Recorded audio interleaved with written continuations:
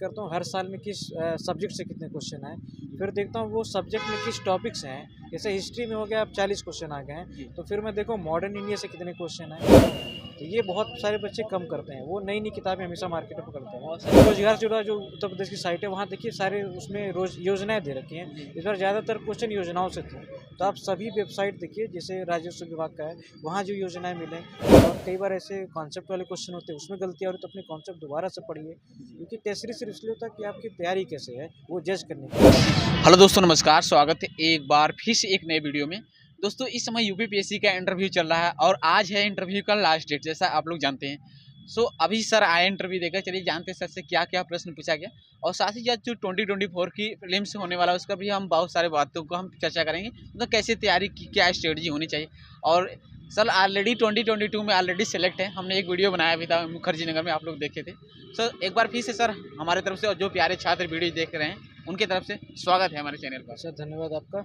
और सबसे पहले सर हम जानेंगे कि आपका नाम क्या है और आप कहाँ से हैं। मेरा नाम है मनीष मिश्रा, मैं सिद्धार्थ नगर से। जी सर, अभी आप इंटरव्यू देकर आ रहे हैं, कोई क्वेश्चन यदि रिकॉल करना है थोड़ा बताइएगा। ज़्यादातर मेरा इंटरव्यू मेरे बैकग्राउंड से था, जो मैं जॉब पे हूँ उसके बारे में ज़्यादातर क्वेश्चन पूछा। जी और थोड़ा वो जैसे शासन, प्रशासन, प्रबंधक, ये सब के बारे में पूछा। एक कोटेशन कोई पूछा हुआ था जी कि सहनशीलता सबसे बड़ा गुण है, आप इससे सहमत हैं, जी इसके बारे में था। और मैक्सिमम मेरे क्वेश्चन, क्रॉस क्वेश्चन मेरे जॉब पे थे कि आप नया क्या करेंगे, ऐसा कुछ। और कोई क्वेश्चन जैसे सिचुएशनल बेस्ड क्वेश्चन, एचटीएम या आईडीपीएससी ऐसे बनाकर आप। इससे जुड़ा हुआ क्वेश्चन मेरे से नहीं पूछा हुआ था, मेरे जॉब पे ही सारा था कि आप अपने जॉब में कुछ नया क्या करेंगे, उससे जुड़ा हुआ क्वेश्चन था।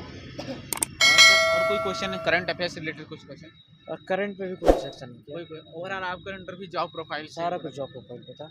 जी। और सर अभी आप प्रिपरेशन कर रहे हैं जॉब के साथ, आप आई होप कि इस बार भी फॉर्म भरे होंगे आप। हाँ, फॉर्म तो भी डाला हुआ है। थोड़े से हम बात करेंगे सर की आपके एजुकेशन बैकग्राउंड, थोड़ा मीडियम ही बता दीजिए। मेरा हिंदी मीडियम है और मैं इलेक्ट्रॉनिक्स कम्युनिकेशन से बीटेक हूँ। जी। और सर अभी जो स्टूडेंट प्रिपेयर हो रहे हैं 2024 के लिए, आखिरी 2 महीने में मतलब किस तरीके से तैयारी करें और क्या हो लेवल।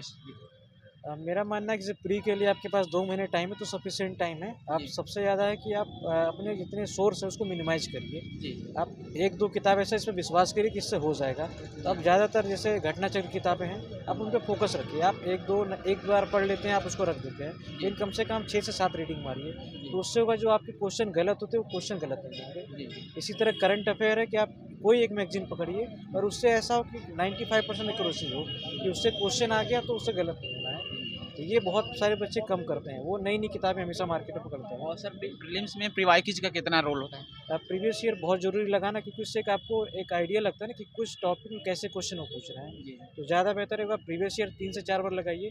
कई बार ऐसा 10 से 20 क्वेश्चन आपका रिपीट हो जाते हैं, जी तो आपको सीधा लाभ वहाँ से मिल जाएगा। फिर आपको उस टॉपिक से जुड़ा हुआ पता चल जाएगा इस टॉपिक में कहाँ कहाँ से क्वेश्चन पूछ सकते हैं, तो आप उस टॉपिक को ज़्यादा उतना टाइम देंगे, ये फ़ायदा रहता है। सर पीवाईक्यू कैसे मतलब कुछ चीज़ें रहती हैं कि मतलब ये इन चीज़ों को, इस टॉपिक ज़्यादा पढ़ना है, इस मतलब कैसे उसे क्लियर करें कि इन चीज़ों को ज़्यादा फोकस करें, इसको कम कम ध्यान देना है। जैसे मेरा रहता है कि मैं सबसे पहले चेक करता हूँ हर साल में किस सब्जेक्ट से कितने क्वेश्चन आए, फिर देखता हूँ वो सब्जेक्ट में किस टॉपिक से हैं। जैसे हिस्ट्री में हो गया, अब 40 क्वेश्चन आ गए जी हैं, तो फिर मैं देखो मॉडर्न इंडिया से कितने क्वेश्चन आए। जी मॉडर्न से वो 20 आते हैं, और मॉडर्न में भी कहाँ से आ रहे हैं, जी अगर पुस्तकों में आ रहे हैं या गांधी युग में आ रहे हैं, तो मैं उस टॉपिक पे ज़्यादा फोकस करूँगा। जैसे आपको पहले सेलेक्ट करना है कि कहाँ आपको मेहनत ज़्यादा करना है। कई बार हम ऐसे टॉपिक ज़्यादा, जैसे एंशिएंट में आपके बहुत कम क्वेश्चन आ रहे हैं, 2 या 3, आप उससे ज़्यादा टाइम दे रहे हैं, तो आपका फिर फ़ायदा नहीं रहेगा। इसलिए आप पहले सेलेक्ट करिए कहाँ से ज़्यादा क्वेश्चन पूछ रहे हैं, अब उस पर बल दीजिए। थोड़ा सा बात करेंगे करंट अफेयर्स, इसमें कितना पुराना आता है, अगर थोड़ा बात करें कितने पुराना फोकस करना चाहिए। करंट अफेयर जो 6 महीने पुराना होता है, उस पे ज़्यादा क्वेश्चन फोकस करना चाहिए आपको। उसके 3 महीने और पहले चले जाइए, और उसमें आप समझ लीजिए 50% इसमें रहेगा, 25% उसमें, और बाकी 10-5% उससे 3 महीने चले जाइए। मतलब 1 साल पे रहे, लेकिन आप 60% 6 महीने पे दीजिए, बाकी 25 से 30% इसमें 3 महीने और कर दीजिए।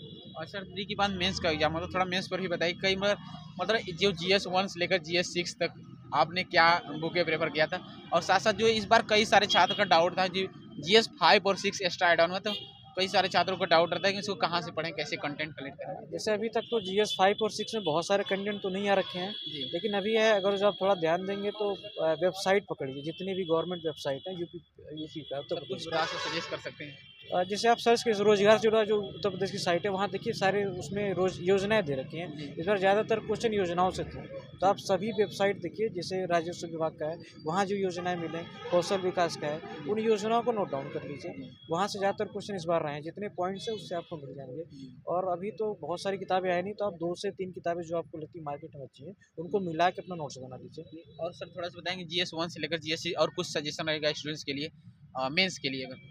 जैसे मेंस के लिए सभी सब्जेक्ट का आप शॉर्ट नोट्स तैयार कर लीजिए, जी। क्योंकि जब आखिरी में रिवीजन करने में आसानी रहती है।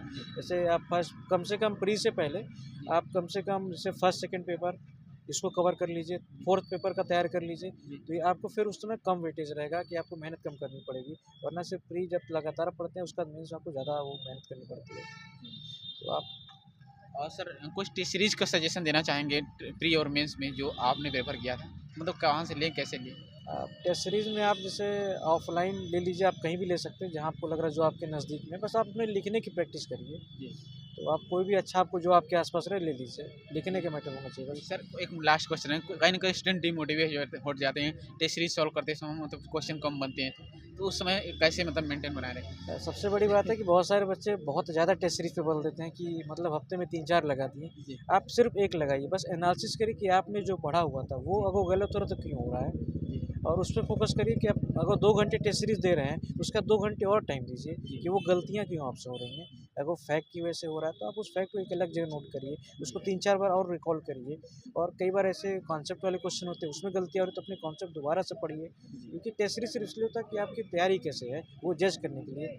तो आप कम से कम 2 घंटे टेस्ट सीरीज लगा, 2 घंटे आप उस पर एनालिसिस करिए, गलतियाँ क्यों हो रही हैं। और thank you so much sir अपना कीमती समय देने के लिए, और एक बार फिर से मैं ऊपर वाले से प्रार्थना करूंगा कि आपको इस बार SDM पोस्ट मिले। बहुत बहुत हाँ, शुभकामनाएं। धन्यवाद सर। Thank you sir.